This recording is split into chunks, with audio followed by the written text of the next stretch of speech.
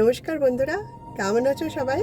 আজ আমি অনেক দিন পর মাঝে হ্যাঁ সোমবার দুটো চলে গেছে, তবে আজকে আমি আপলোড করবই।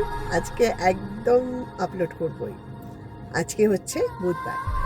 তো বন্ধুরা, আমি সব সময়ের মতন আবার নিয়ে এসেছি টলিপাড়া।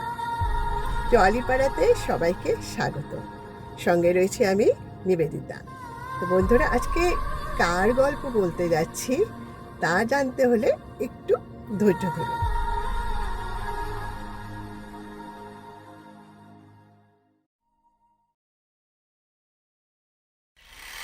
তারের মতন এত বড় মাপের একজন পরিচালককেও যে অভিনেত্রী বলতে পারে বা ধমকাতে পারে, গুন্ডা দিয়ে মারব। কে ছিলেন সেই অভিনেত্রী? গুন্ডা দিয়ে মারব সবার সামনে ধমকেছিলেন দেবশ্রী রায়। হ্যাঁ, দেবশ্রী রায় তার স্মৃতিচারণে জন্মদিনে, তরুণ পরিচালক তরুণ মজুমদারের জন্মদিনে তার কিছু পুরনো স্মৃতি শেয়ার করলেন সবার সাথে। তিনি বললেন, দেবশ্রী রায়ের ভাষাতেই আমি বলছি, তনুদাও কম খেপেছেন? খালি বলতেন, দেবশ্রী আরও একবার বলো, তুই যে আমায় কি করবি? তরুণ মজুমদার এবং দেবশ্রী রায় বাবার পরে পিতৃস্থানীয় যদি কেউ থেকে থাকেন, তিনি তরুণ মজুমদার। তেমনটি দেবশ্রী রায় বলতেন বা ভাবতেন।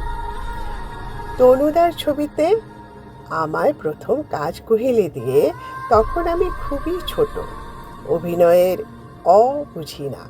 একটু বড় হয়ে মনে হচ্ছে আমি নাচের দুনিয়ায় আসব। এদিকে মায়ের শখ মেয়ে অভিনয়ে আসবে, তাই মা তনুদাকে কুহেলির পরে অনুরোধ জানিয়েছেন তার পরের ছবিতে যেন আমায় অভিনয়ের সুযোগ দেন।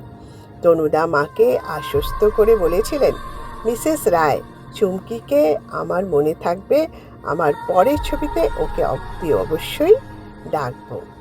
দেবশ্রী রায়ের স্মৃতিচারণায় তারই মুখে তারই বক্তব্য, সম্পূর্ণ যেটা আমি পড়লাম এতক্ষণ সেটা দেবশ্রী রায়েরই বক্তব্য। এরপর আগে কি শুনি গল্পটি কিভাবে আগাচ্ছে।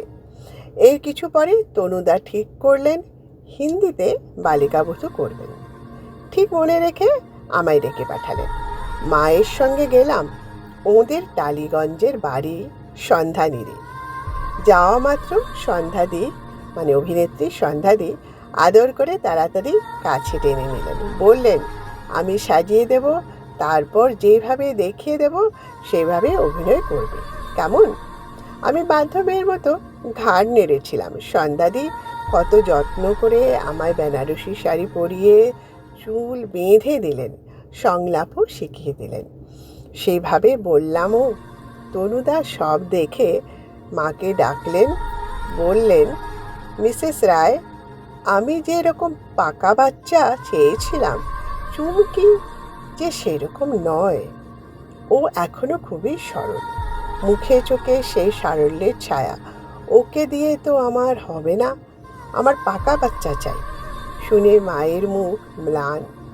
আমার তখন নিজের উপরেই কি রাগ, কেন একটু পাকা হতে পারলাম না? তাহলে তো তনুদার ছবিতে সুযোগ পেয়ে যেতাম। তনুদা তখনও মাকে আশ্বাস দিচ্ছেন তিনি আরও ছবি করবেন, ঠিক ডাকবেন।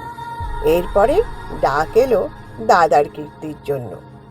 আমি ততদিনে আর কয়েকটি ছবিতে অভিনয় করেছি। তনুদা আমার লুক টেস্ট করালেন। এইবারে উতরে গেলাম। ওর একটি বিশেষ ধরন ছিল, সমস্ত অভিনেতাদের একসঙ্গে বসিয়ে চিত্রনাট্য করতেন। সেসব মিটলে আবারও মাকে ডাকলেন তনুদা। এবার তার বক্তব্য, আপনার মেয়ে আগামী দিনে আরও ছবিতে নায়িকার ভূমিকায় অভিনয় করবে, সেখানে তো চুমকি নাম দেওয়া যাবে না, ওর নাম বদলাতে হবে। মা তনুদাকে অনুরোধ জানালেন, আপনি তাহলে দায়িত্ব নিন, একটা নাম দিন। মৌসুমী দিয়েছেন, মহুমার দিয়েছেন, আমার মেয়ের নতুন নাম না হয় আপনার মতোই হোক। তনুদা রাজি হলেন, জানালেন চিত্রনাট্যের খাতায় নতুন নাম লিখে পাঠিয়ে দেবেন। যথাসময়ে খাতা এলো, দেখি উপরে লেখা দাদার কীর্তি চিত্রনাট্য দেবশ্রী রায়। পরের পাতায় লেখা চরিত্রবাণী। সেই দিন জন্ম নিল দেবশ্রী। এত অজানা নাম আমায় দাদা দিয়েছিলেন, সবাই শুনে তারিফ করতেন। গর্বে আমার বুক ভরে উঠত। তনুদা সবসময় বলতেন আমার 3 মেয়ে, মৌসুমী, মহুয়া, দেবশ্রী, যাদের আসল নাম ইন্দু, সোনালি আর চুমকি। আমার মৃত্যুর পরে এরাই আমার শেষকৃত্য করবে। হাতে ধরে অভিনয় শিখিয়েছেন, বুঝিয়েছেন গানের যেমন ছন্দ আছে, স্বরলিপি আছে, অভিনয়েরও তেমনি ছন্দ স্বরলিপি আছে। ঠিক সময়ে তাকে ধরতে হয়, আবার ছাড়তে হয়। দরকারে অভিনয় করে দেখিয়ে দিতেন আমাদের।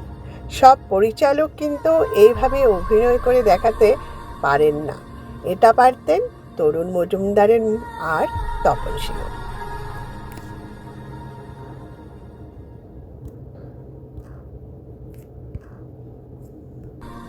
কৃতজ্ঞতার শিকার আনন্দবাজার এন্টারটেনমেন্ট। অনেক কিছু গল্প আছে, অনেক অভিনেত্রী, পরিচালক বা অভিনেতার নেপথ্যে, তাদের ছায়াছবিতে আসার নেপথ্যে, তাদের জীবনযাত্রার নেপথ্যে অনেক কিছু কাহিনী আমরা ওনাদের জানি, আবার অনেক কিছু আমরা জানি না। তো কিছুটা আমি এখানে চেষ্টা করি আমার মতন করে আপনাদেরকে বলতে। আমার ভালো লাগে তাই আমি বলি, আর বিভিন্ন তথ্যসূত্র থেকে আমি সংগ্রহ করেই বলি। আপনাদের আশা রাখছি ভালো লাগছে আমার এই টলিপাড়া।